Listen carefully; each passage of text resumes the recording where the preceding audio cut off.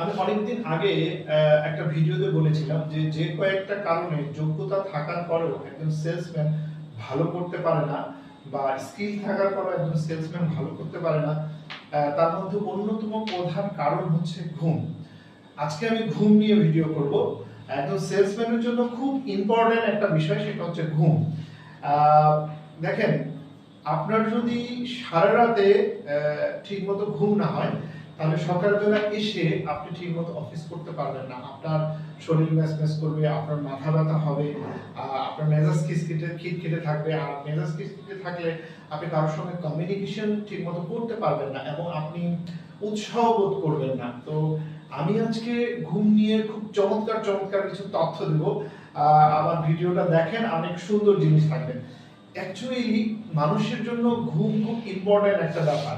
একজন পূর্ণ বয়স্ক মানুষের জন্য 7 থেকে 8 ঘন্টা ঘুমানোর দরকার। এখন কথা হচ্ছে যে আপনি বলবেন যে ভাই আমার অফিস তো আসলে 7:30, 8টা, 9টা, 10টার সময় যেতে, কখন আমি ফ্যামিলিকে সময় দেবো, কখন আমি ঘুমবো। অ্যাবসলিউটলি আপনি যে জায়গায় আছেন আমিও ঠিক সেই জায়গায় আছি, কিন্তু সর্বোপরি আপনি প্রতিদিন যদি 2 ঘন্টা করে না ঘুমান এবং আপনি 7 ঘন্টা থেকে 6 ঘন্টা ঘুমান বা 5 ঘন্টা ঘুমান, তাহলে আপনি